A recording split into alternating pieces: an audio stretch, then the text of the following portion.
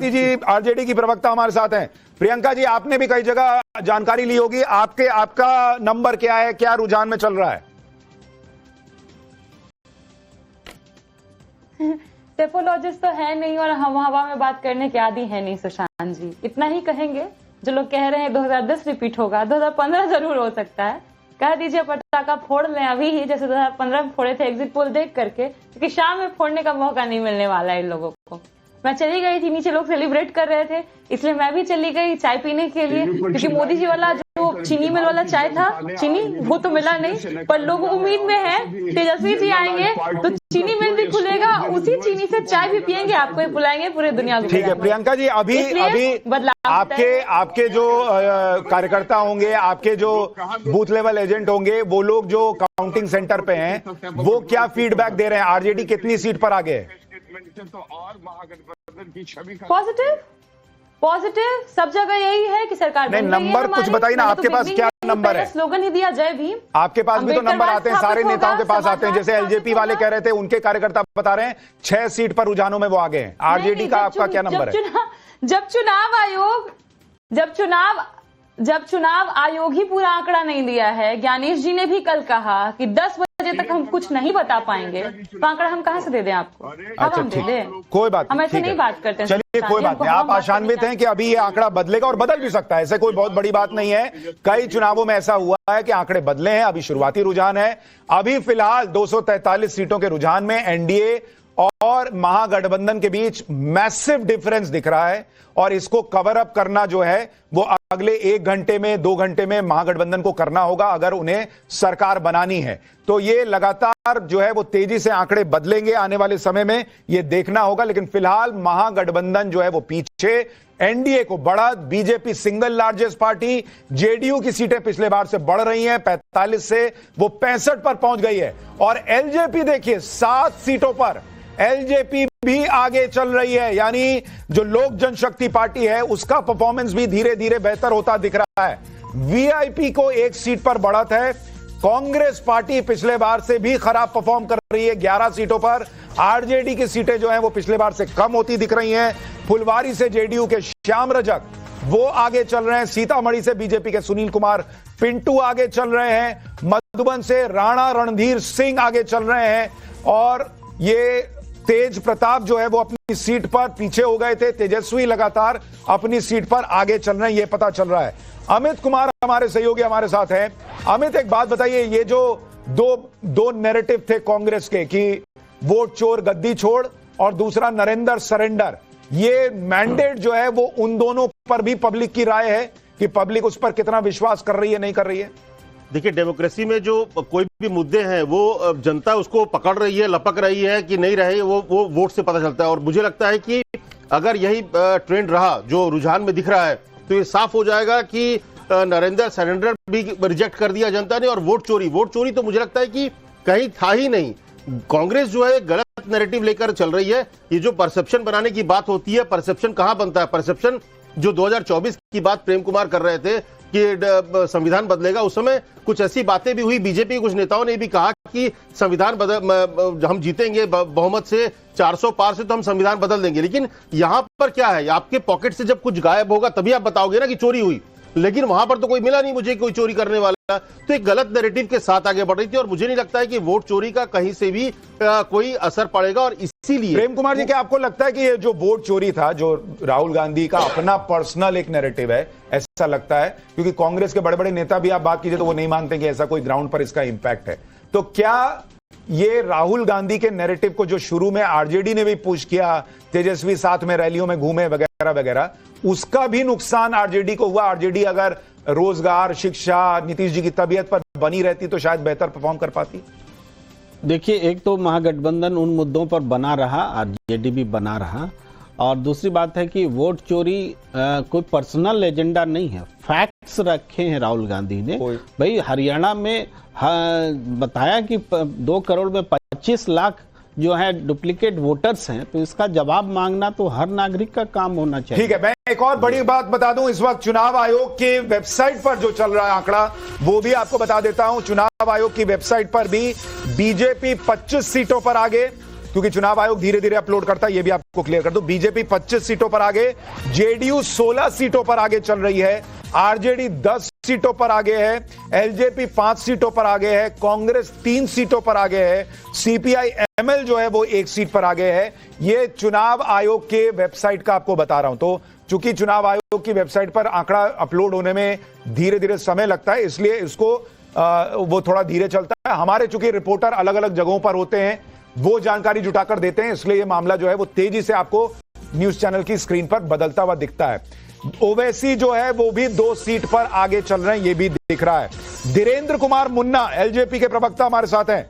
मुन्ना जी, 8 सीटों पर एलजेपी आगे हो गई है। शुरुआत में सवाल उठ रहे थे कि क्या है, चिराग जी जो है वो कुछ कमाल नहीं कर पा रहे, लेकिन अब आपका मामला ठीक होता दिख रहा है धीरे धीरे।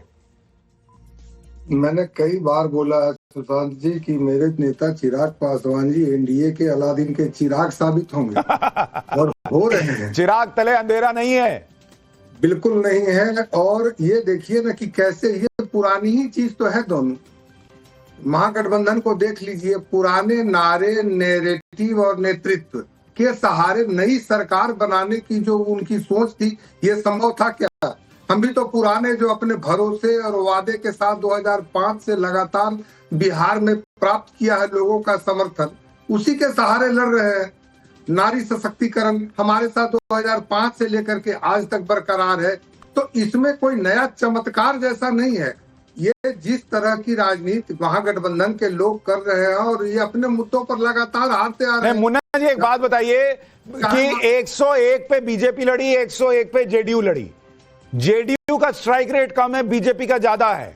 तो ये मैंडेट अगर यही रहता है तो क्या ये नीतीश कुमार के चेहरे पर वोट पड़ा है या नरेंद्र मोदी के चेहरे पर पड़ा है? देखिए, ये गठबंधन के 5 नेताओं के चेहरे पे वोट मिला है। ये पूरा गठबंधन की जीत है। किसी एक व्यक्ति, हम तो कलेक्टिव रेस्पॉन्सिबिलिटी लेते हैं ना। अगर हम जीत हो रही है तो 5 लोगों की मेहनत से जीत हो रही है। भरोसेमंद चेहरा 5 है। लेकिन आप देखिए कि इन्हीं मुद्दों पर महाराष्ट्र हो चाहे हरियाणा हो, सभी जगह सेम मुद्दों को लेकर गई थी महागठबंधन। और जो इंडी गठबंधन सो कॉल्ड है, वहां पर भी इनको मुंह की खानी पड़ी है। फिर वही सब पुराने नारे। तो ये सब कहाँ चलने वाला था? बिहार के लोग काफी आगे निकल चुके हैं इन सब चीजों से। और खास करके कांग्रेस बिहार में थी कहाँ? आरजेडी ने विश्वसनीयता अपनी खो चुकी 2005 से ही। अब उसी चीज को वो रिपीट करना चाहते हैं। ये जब तक इन लोगों का इस तरह का, आप कह रहे हैं कि कांग्रेस तो थी नहीं, आरजेडी अपना विश्वास खो चुकी थी, इसलिए आपके नेतृत्व पर लोग बार बार भरोसा करते चले जा रहे हैं। अमित, एक बात बताइए, अगर क्या आरजेडी जो है वो ब्लूप्रिंट जिसकी बात हो रही थी वो रख देती, क्या तेजस्वी बता देते कि भाई 2.5 करोड़ नौकरी, सरकारी नौकरी कहां से देंगे, तो इंपैक्ट होता क्या? क्योंकि बार बार ये हो गया कि कहां से देंगे, आगे बताएंगे, तो पब्लिक को और विश्वास नहीं हुआ कि ये हवाई बात हो रही है। जब हम लोग बिहार में थे, पटना से दरभंगा और कई और इलाके में गए, तब भी मुझे लगता है कि इस पूरे कैंपेन के दौरान 2-3 चीजें जो कि घोषणा की गई उसकी चर्चा नहीं हुई। ये जो हर घर में नौकरी की बात है, इसकी चर्चा कहीं नहीं थी। उसकी वजह जो सुशांत आप बता रहे हैं लगभग वही है कि सबको भरोसा था कि ये संभव नहीं है। असंभव चीजें कहने से बिहार की जनता और बिहार यूपी, मुझे लगता है कि पॉलिटिकली बहुत साउंड वहां के लोग हैं, चाहे वो बुजुर्ग हो या युवा हो, तो उनको सबको एहसास था कि ये संभव नहीं है। इसलिए चुनाव के दौरान आप देखेंगे कि उस तरह की बात बहुत ज्यादा लोगों में पची नहीं, जो मुझे दिखा। दूसरी चीज जो मुझे एक और चीज दिखी कि इसीलिए कि आप कहीं ना कहीं वो कहीं बड़े 1 करोड़ जो आबादी नौकरी की बात जेडीयू ने की, वो संभव दिख रही थी क्योंकि वो हो सकता है। लेकिन 3 करोड़, क्योंकि लगभग 2.7 करोड़ फैमिलीज हैं और हर फैमिली से एक नौकरी का मतलब लगभग 3 करोड़ नौकरी संभव ही नहीं था। तो इसीलिए इसका असर कहीं नहीं था। और इसीलिए ये बात युवा, खास करके युवा भी ये कहते थे कि जो असंभव है उस पर चर्चा क्यों करनी है। क्या आपको लगता है अगर वो ब्लूप्रिंट तेजस्वी जी रख देते वोटिंग के पहले तो कुछ फर्क पड़ सकता था? निश्चित तौर पर प्रियंका जी, मैं आरजेडी की प्रवक्ता से पूछ रहा हूं। प्रियंका जी, अच्छा प्रियंका जी इस वक्त नहीं है। अजय जी, आपको लगता है अगर वो ब्लूप्रिंट रख देते तेजस्वी जी कि कैसे देंगे 2.5 करोड़ सरकारी नौकरी, तो फर्क पड़ता? देखिए, सरकारी नौकरी अगर जब नीतीश जी ने कहा कि हम 2 करोड़ 1 करोड़ देंगे, तो उनसे मैं समझता हूँ आपने नहीं पूछा कि नहीं, उसका उन्होंने blueprint है 1 करोड़ नहीं। सरकारी नौकरी नहीं कहा। और क्या कहा? उन्होंने कहा सरकारी नौकरी और रोजगार 1 करोड़ जी नहीं, रोजगार तो अलग ही है। अरे भाई बोला है, आप पढ़ तो लीजिए। मैंने तो पढ़ा है सर। तो गलत पढ़ा है। मैंने तो 2 करोड़ नौकरी 14 में भी सुनी थी, जो आज तक दी नहीं गई। आप दिखा दीजिए, अभी खोलिए गूगल, वो भी रोजगार दिखाइए। नीतीश कुमार ने 2 करोड़ सरकारी नौकरी बोला। 14 करोड़, 14 मोबाइल निकालिए ना बॉस। हाँ, 14 में 2 करोड़ नौकरी का जो घोषणा थी, जो कौन सी नारा था देश के प्रधानमंत्री अरे का, 2 करोड़ वो भी वही रोजगार था भाई, वो भी रोजगार था। वो भी रोजगार था। आप देखिए गूगल की नैरेटिव को कोई नहीं अरे मानेगा, गूगल आप की तसल्ली रख लीजिए। अरे भाई उसको फैक्ट भाई, आपके विचार अच्छी बात है, आप अपनी बात रखते हैं मजबूती से। अरे भाई, fact लेकिन जनता बोलते हैं को उसको। पता है कि ये फैक्ट्स नहीं है, जुमले थे। अरे गूगल कीजिए, दिखाइए 2 करोड़ गूगल नौकरी तो लिखा है इसके सरकारी। इशारे पे चल रहा है पूरा देश जान। अरे भाई आपके सब इशारा चल रहा है। यही कर करके आप 9 सीट पे हैं बॉस, यही कर करके 9 सीट पे हैं। आप लोग कब रियलिस्टिक चेंज हो होंगे मुझे जाएगा। नहीं समझ में आता। अभी देखिए घटते चले जा रहे हैं। हाँ तो आप भी तो घटते चले जा दिखा रहे थे, अरे आप वो 151 आ 163 गए। जा रहा है, आप घट के 9 चेंज होकर चला जाएगा। भाई negative आप एक सारा चीज का देख सारा। रहे हैं, अभी रुझान ही है, लेकिन आप देख रहे हैं रुझानों में बीजेपी पूरे महागठबंधन से अकेले आगे है। देखिए ये तो ज्ञानेश कुमार, ये ज्ञानेश कुमार जी के रुझान है, ये ईवीएम के रुझान है। आप लोग यही करके 9 हो गए हैं बॉस। नहीं अरे भाई हजूर, आप 9 मान हो गए लीजिए। अजय जी। हम कब आप लोग राहुल गांधी से पूछेंगे कि बॉस ये सब नहीं चल रहा है आपका? चल रहा है, कहां चल रहा है? ये सत्यता है, ये फैक्ट्स है, आप ना दिखाएं। सुजाता जी, इसीलिए कहां लोग चल रहा है? पॉडकास्ट मुझे ये ज्यादा देख बताइए, रहे हैं, आजकल चैनल कहां देखने चल बंद रहा है? कर मुझे दिए ये लोगों बताइए। ने। सुजाता जी, ये सिर्फ एक चीज टीम से रिक्वेस्ट करूंगा, जरा वोटिंग परसेंटेज भी निकालिए, किसको कितना मिल रहा है। हाँ, मुझे लगता है कि कांग्रेस ना कैंसिल कल्चर की शिकार हो गई है। अगर उनकी सरकार बन जाती है तो सब कुछ ठीक है, अगर नहीं बनती है तो चुनाव आयोग मिला हुआ है, वोट चोरी हो रही है, वोट कट रहा है और लोग बोल ही नहीं रहे, लोग दिख रहे हैं सामने क्यों में। और उस दूसरी बात जो आपने पूछी कि भाई कि आखिर राहुल गांधी का ये नैरेटिव कहाँ चल रहा है, तो मुझे लगता है ये जो उनका छोटा सा इको चैम्बर है ना, जहाँ पे वो अपने लिए नैरेटिव बनाते हैं कि राहुल गांधी ने ये बात कही होगी तो ये तो जाएगी नीचे बॉस, लेकिन ऐसा होता नहीं है। अगर ऐसा होता तो मेरा तो एक ही सिंपल सा एक लिटमस टेस्ट है भाई कि अगर वोट चोरी हुआ है तो लोगों के पास वोटर आईडी नहीं होगा, उनको वोट देने नहीं दिया जाएगा। पर यहाँ तो कतार लगी है, टर्नआउट हाईएस्ट एवर है हिस्ट्री का। राहुल गांधी के आसपास जो लोग भी है ना, उनकी रिसर्च टीम है बेकार, उनके आसपास जो सलाहकार वो बेकार, कोई उनको खुल के नहीं बोल रहा है। ये पूरा नेटिव है, हरियाणा चुराया, महाराष्ट्र चुराया, छत्तीसगढ़ चुराया, राजस्थान चुराया, कांग्रेस का बिहार चुराने के पूरा प्रयास चल रहा है, लेकिन जनता होने नहीं देगी। ऐसे मुखौटे चेहरे सेल कंपनी बोल तो सकते हैं या नहीं? ठीक है, धनंजय गिरी हमारे साथ बीजेपी के जुड़ गए हैं। धनंजय गिरी, अभी शुरुआती रुझानों में अभी ये मामला पलट भी सकता है, फिर कह दूं, लेकिन अभी 161 पर एनडीए आगे है, 160 पर बीजेपी सिंगल लार्जेस्ट पार्टी दिख रही है। लेकिन कांग्रेस के अजय जी कह रहे हैं कि अजय वर्मा जी की वोट चोरी हुई है, ये ज्ञानेश जी की कृपा से आपको सीटें आ रही हैं। आपका म्यूट है सर, म्यूट है। हेलो, हाँ आप बोलिए। Getting me? देखिए, पहले राहुल गांधी ने कहा कि परमाणु बम फोड़ेंगे, उसके बाद कहा कि हाइड्रोजन बम फोड़ेंगे। परमाणु बम में फ्यूजन रिएक्शन होता है, हाइड्रोजन में फ्यूजन रिएक्शन होता है, लेकिन राहुल गांधी को कंफ्यूजन ही कंफ्यूजन है। पूरी कांग्रेस पार्टी कंफ्यूज है कि फ्यूज है कि डिफ्यूज है, जनता का द्वारा तो पूरी तरह से रिफ्यूज है। और आप देखेंगे कांग्रेस पार्टी फिर एक बम फोड़ेगी। मैं ब्रेकिंग न्यूज दे रहा हूं आपको, कांग्रेस पार्टी कल एक फिर बम फोड़ेगी और जबरदस्त पे फोड़ेगी। वो बम होगा ठीकरा बम। वो ठीकरा बम किसके माथे फोड़ा जाए? के फोड़ा जाए, वीआईपी के फोड़ा जाए, चुनाव आयोग के फोड़ा जाए, बीएसएफ फोड़ा जाए, किस पर फोड़ा जाए? क्योंकि राहुल गांधी की 92वीं हार कैसे बचाएंगे? कोलंबियन कॉफी बनाएंगे और कांग्रेस बिहार में चुनाव जिताएंगे, ये संभव है?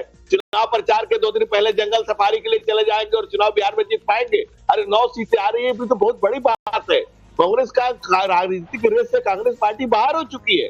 कहां से 9 सीटें आ रही है, वो भी आश्चर्य की बात है। अजय जी को खुद आश्चर्य हो रहा होगा कि कोलंबिया में सीटें आनी चाहिए कांग्रेस। वो कह रहे हैं आपको 9 सीट कहां से आ रही है, ये भी आश्चर्य जी, हमारे ऊपर ज्ञानेश कुमार की मेहरबानी नहीं है। मैं आपको भी जूनियर ज्ञानेश जी बता रहा हूँ गिरी जी, हमारे ऊपर ना ज्ञानेश कुमार जी की मेहरबानी है और ईवीएम और वोट चोरी की मेहरबानी नहीं है। सबसे बड़ी बात क्या है ना, प्रधानमंत्री जी ने एक मिनट प्रधानमंत्री जी, हम साम दाम दंडभेद चुनावों में जो आप करते हैं, सरकारी साधन तंत्र, जनता के टैक्स के पैसे को किस तरह, अभी तो इलेक्शन के बाद अच्छा एक मिनट धनंजय जी 1 सेकंड आप रिस्पॉन्ड कीजिएगा। मेरा एक सवाल अजय जी से है कि आरजेडी की 62 सीट कैसे आ रही है? आरजेडी की 62 सीट कैसे आ गई? कैसे आ रही है, वो वहां वोट चोरी नहीं हो पा रहा है? नहीं नहीं नहीं, वो तो जनता ने वोट दिया भाई हमें। अच्छा, वो वहां का युवा, वहां की महिला, तो आपको वहां का आपको 9 सीट पे जनता ने वोट दिया। वोट 62 नहीं, अभी तो 9 ही सीट पे हमारी दिया ना 80 बॉस, 90 आएंगी। आपको 9 ही पे दिया ना, इसका मतलब हमको देखिए जनता ने आपको जितना पब्लिक दिया वोट नहीं कर रही है, आप खुद मान रहे हैं। हमको 30 मिले, 40 मिले, 20 मिले, 10 मिले, जनता को हम शुरू ठीक है, एक मिनट, अब धनंजय जी आप रिस्पॉन्ड कीजिए।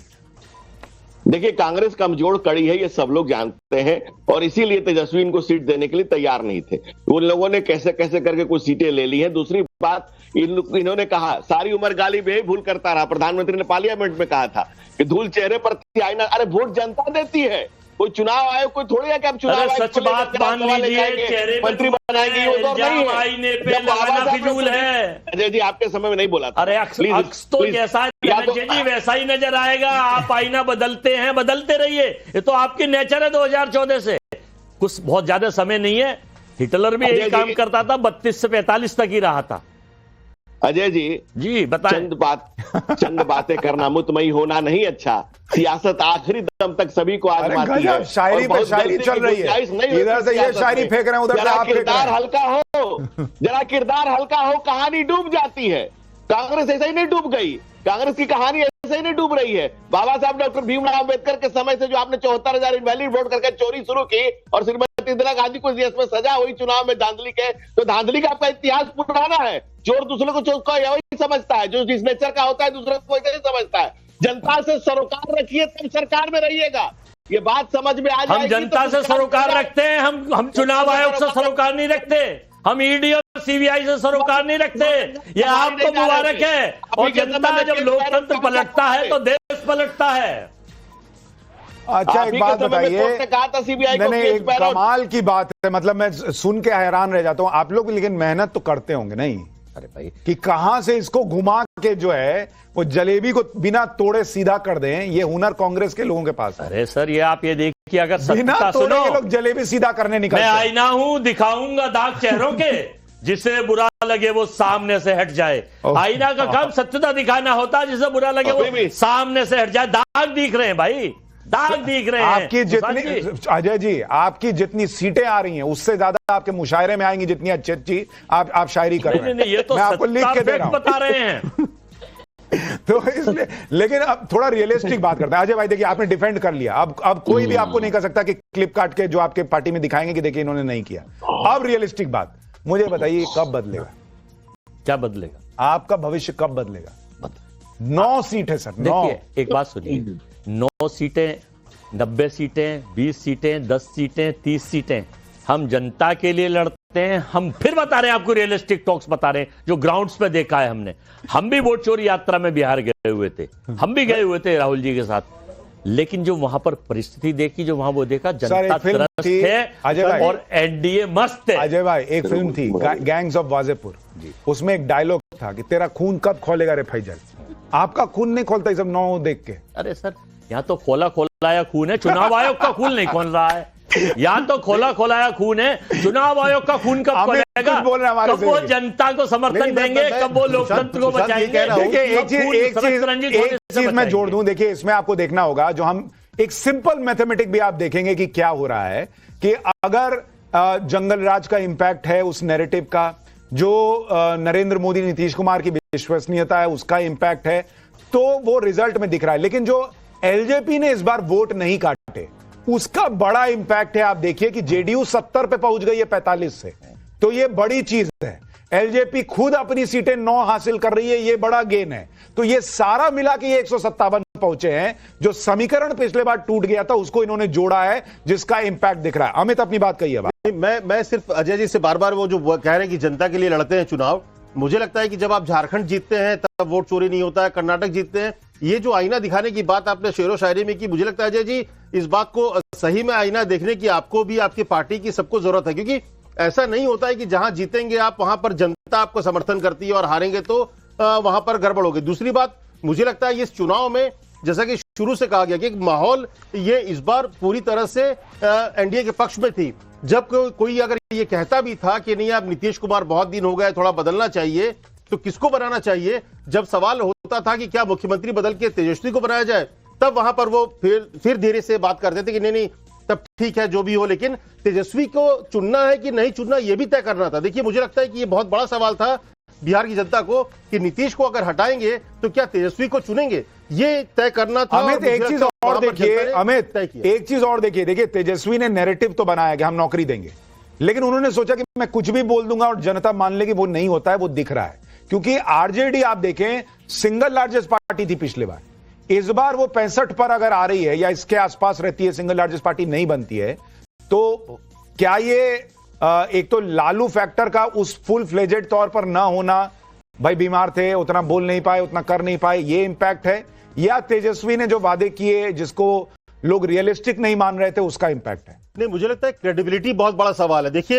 ये जो बात है ना कि वो आप क्या कहते हैं, क्या देंगे, यही चीज झारखंड में थी। झारखंड में मैया योजना के जरिए महिलाओं को पैसे देने की बात की, बीजेपी ने बड़ा वायदा किया, लेकिन जो सरकार कर रही है उस पर भरोसा होता है, जो देगी उस पर बहुत ज्यादा भरोसा नहीं होता है। वही चीजें बिहार में है। जो बातें तेजस्वी ने की, अगर उसका ब्लूप्रिंट रखते तो शायद उसका इंपैक्ट पड़ता, लेकिन सिर्फ और इसलिए बात लोगों को लगा कि ये हवाई बात है, सत्ता पाने की बात हो रही है कि 3 करोड़ आप करीब 3 करोड़ जो है हर परिवार से जो है वो नौकरी देंगे, तो ये उसकी एक क्रेडिबिलिटी का सवाल था। और मुझे लगता है ठीक है, एक और बड़ी खबर बता दूं, मोकामा विधानसभा सीट जहां पर चुनाव प्रचार के समय दुलार चंद यादव की हत्या हो गई थी, उस सीट पर अनंत सिंह लगातार आगे चल रहे हैं, जिनकी आखिरी मिनट पर गिरफ्तारी हो गई थी। उनको सूरजभान की पत्नी जो है मीणा देवी, वो टक्कर तो दे रही हैं, लेकिन 8000 वोट से अनंत सिंह आगे चल रहे हैं और लगातार वो बढ़त बनाए हुए हैं,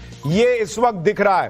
तो फिलहाल रुझानों में एनडीए 156 और महागठबंधन 83, यानी महागठबंधन थोड़ा थोड़ा पुश मार रहा है। अजय जी, अभी मामला खत्म नहीं है, पेट्रोल खत्म नहीं हुआ है। देखिए, पेट्रोल और गठबंधन की तो बात ही नहीं है। पेट्रोल पंप जब ज्ञानेश कुमार हो तो देखिए, चुनाव हम लोग जीत रहे हैं, जनता के चुनाव में हम जीत रहे हैं, लेकिन हम मशीनों से, फिर आपके चैनल पर बोल रहा हूं, बेबाकी से कि CBI, ED, income tax, police प्रशासन और सारी जो प्रशासनिक गुंडई जिसे बोलते हैं, प्रशासनिक बूथ कैप्चरिंग, वो देखा आपने सासाराम में, देखा डीएम का एक स्टेटमेंट चल रहा है, हो सकता है वहां का चुनाव कैंसिल हो जाए, लिख के भेजा चुनाव है, लेकिन चुनाव आयोग ईमानदारी से तो काम करे। अजय, एक बात बताइए अजय जी, चुनाव में बूथ कैप्चरिंग हुई, आप कह रहे हैं बूथ कैप्चरिंग हुई, आप कह रहे हैं ना? प्रशासनिक, अरे आप कह रहे हैं ना कि बूथ कैप्चरिंग, प्रशासनिक बूथ कैप्चरिंग, प्रशासनिक बूथ कैप्चरिंग हुई, आप कह रहे हैं? ये बताऊं कैसे? अरे मेरा सवाल तो सुनिए, आप क्या पहले ये बताया हूं, प्रशासनिक बूथ कैप्चरिंग हुई वोटिंग के दौरान, तो अभी आप बैठ के क्यों कह रहे थे कि हम जीत रहे हैं? अरे भाई सुन, जब बूथ कैप्चरिंग हो ही गई थी वोटिंग के दौरान, तो अभी आप कैसे हम जीत रहे हैं? प्रशासनिक बूथ कैप्चरिंग कैसे हुई, ये तो मैं आपको बता दूं, इसमें भी कैसे हुई है।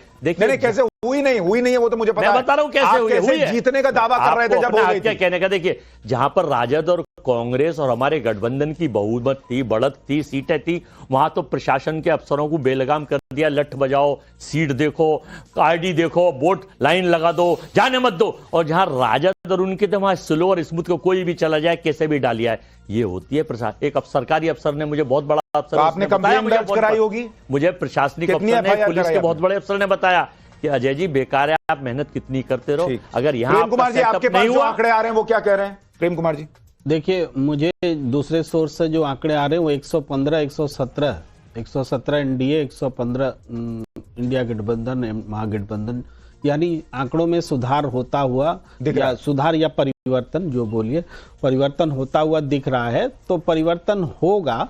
और जहां तक ये बात कह रहे हैं कि या तो आप पूरा इस सिस्टम में विश्वास कीजिए या तो नहीं कीजिए, देखिए सुशांत जी, ऐसा नहीं होता है कि भाई चुनाव ही छोड़ दीजिए। अगर चुनाव में थोड़ा बहुत भी अगर आपको डाउट है तो चुनाव छोड़कर नहीं भागा जाता। डेमोक्रेसी में, डेमोक्रेटिक ढांचे में रह करके जो भी अविश्वास है उसको ठीक करने की गरज होती है, अन्यथा सब सड़क पर फैसला करेंगे। तो उसके लिए क्या, उसके लिए सिर्फ प्रेस कॉन्फ्रेंस माध्यम है, कोर्ट भी नहीं जा सकते? आप कह रहे हैं जज टीवी पे देख ले और खुद से संज्ञान ले ले, जज टीवी देख देख के काम करेंगे। तो चुनाव आयोग को इतनी शिकायत हमने दी थी, क्या चुनाव? अरे भाई, मैं कह रहा हूं, आप ये सबूत लेके सुप्रीम कोर्ट क्यों नहीं जाते? सुप्रीम कोर्ट जज खुद से देखेगा, मैं क्यों करूं? सुप्रीम कोर्ट है। मैं बोलूं, खैर छोड़िए, देखिए अभी कोई मतलब नहीं है, आप हार रहे हैं या जीत रहे हैं अभी तय हो जाएगा। अभी जीतेंगे फिर आप कहेंगे कि नहीं हमने नहीं चोरी होने दी। मान लीजिए डेटा पलट गया, मान लीजिए एनडीए 83 हो गई और महागठबंधन 156 हो गया, तब पलटेगा ही।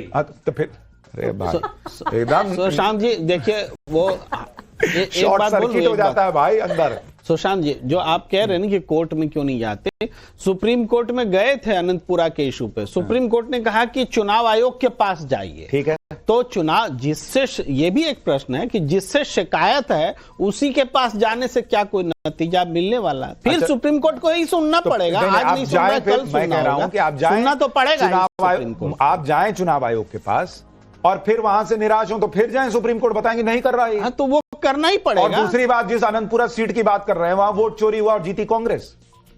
हरियाणा में जो आप सीट बता रहे हैं वहां वोट चोरी हुआ, जीती कांग्रेस। जीत हार से ये तय कर लेंगे कि बेईमानी हुई कि नहीं हुई। तो बेईमानी किस लिए की गई बात जब आप तो हार रहे समझिए। हैं? इसके बावजूद कि महाराष्ट्र में उस एमएलए, सुनिए, महाराष्ट्र में, मुझे ये बताइए कि आपने नहीं, मतलब मान लीजिए मैं एक आदमी कह रहा हूं कि एक आदमी ने एक घर में डकैती की, ठीक है, और डकैती करके जिसके घर में डकैती की उसी के लिए उस पैसे से गाड़ी खरीदी, उसी बात को मैं मेरे मुंह से उसका घर बना दिया। मेरी जुबान से भी सुन लीजिए ना उसी बात को। महाराष्ट्र में वो जो उदाहरण था कि एमएलए जीत गया था शरद पवार की पार्टी का, लेकिन फिर भी उसको लगा कि उसके ननिहाल में, उसके गांव में उसको वोट मिले थे और नहीं मिले वास्तव में, तो हम उस चैलेंज कर रहा था। तो क्या वो जीत गया तो चैलेंज नहीं करेगा? जो जहां, लेकिन मैं कह रहा हूं एक बेसिक लॉजिक होता है बॉस कि कोई चोरी करके अपना घर बढ़ता है, चोरी करके दूसरे का घर नहीं बढ़ता है।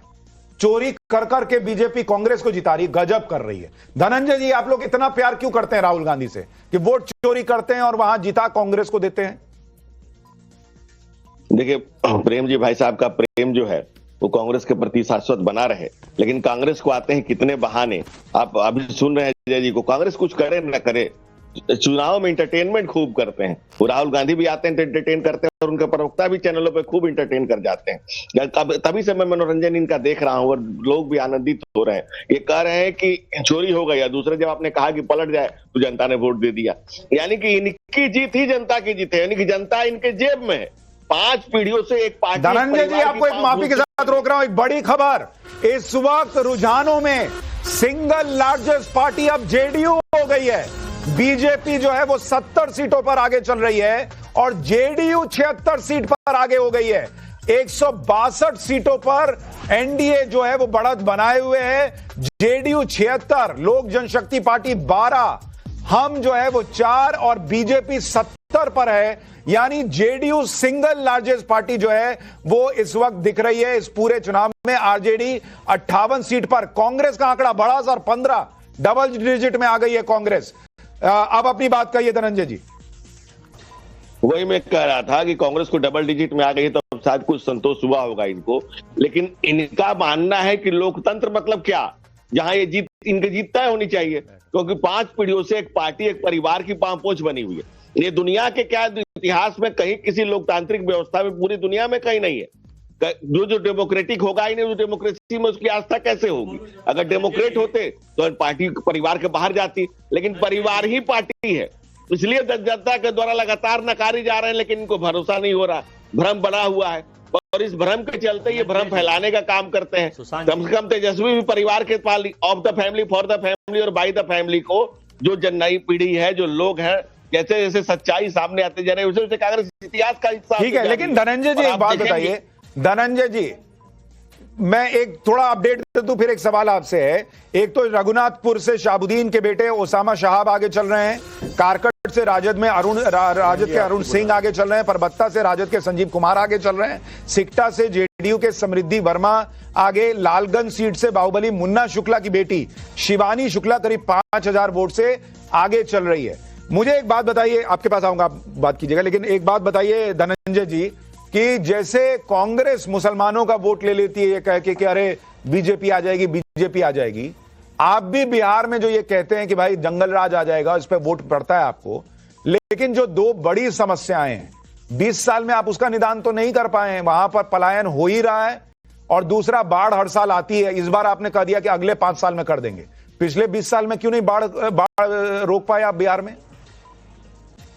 नहीं, देखिए उसके लिए कई व्यवस्थाएं की गई है। 2 बातें, पलायन का परसेंटेज 13% था जो 3% पर आ गया है, ये लेबर डिपार्टमेंट का डाटा है। दूसरा, हम बिहार को जिस लगातार आगे लेकर गए हैं वो सबको जानता है, 30,000 करोड़ की इकोनॉमी 3,17,000 करोड़ पर लेकर गए हैं, 37% महिलाओं के लिटरेसी रेट उसको 87.9% पर लेकर रखा है। आप बिहार आएंगे सुशांत जी तो आपको बदला हुआ बिहार मिलेगा। चमचमाती हुई सड़कें, मेट्रो, नया एयरपोर्ट। बिहार आज 1745 मेगावाट की बिजली खपत है, 9470 मेगावाट है। तो हर क्षेत्र में हर घर को टैप से वाटर मिल रहा है, हर घर में बिजली है, हर नल को जल मिला हुआ है, हर गांव में पक्की सड़क गई हुई है। और दूसरी बात जो आप करें, जंगल राज, बाबा साहब डॉक्टर भीमराव अम्बेडकर ने कहा है कि जो पीढ़ियां अपना इतिहास नहीं जानती अपने भविष्य का निर्माण नहीं कर सकती। बिहार में कहावत है कि सियरा हुए रंग बदल ले बा। तो तेजस्वी यादव के बारे में बताना जरूरी है कि वो लालू की उसी जंगल राज की विरासत को कैरी करने के लिए आगे आ रहे हैं, रंग बदल करके आ रहे हैं। और जब वो बात करते हैं कि हर घर को सरकारी नौकरी, तो इस पीढ़ी को लगता है कि मौकरी इससे बड़ी कोई हो नहीं सकती, और इस मौकरी के सहारे लोगों को मत भ्रम करके ठीक है, चुनाव नहीं जीते जा सकते। ठीक है, मैं आ रहा हूं आपके पास।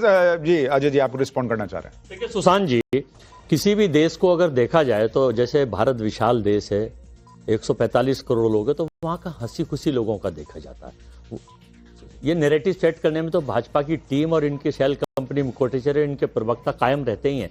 लेकिन आप वर्ल्ड हैप्पीनेस इंडेक्स में हम कहां पहुंच गए पता है आपको? 136 और 139 नंबर, 142 नंबर पर हंसी खुशी लोगों की छिन गई, व्यापार छिन गया, अरे उस इंडेक्स में अफगानिस्तान हमसे ऊपर है, नहीं, बिहार सुन लीजिए, पाकिस्तान हमसे ऊपर है, तो पाकिस्तान आपसे हमसे ज्यादा कुछ है। बिहार सुन लीजिए जरा।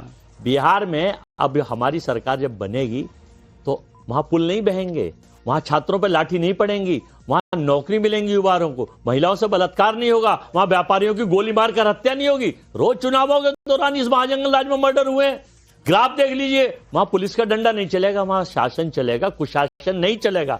ये बनाते रहे नैरेटिव, थोड़ी खुश होते रहिए।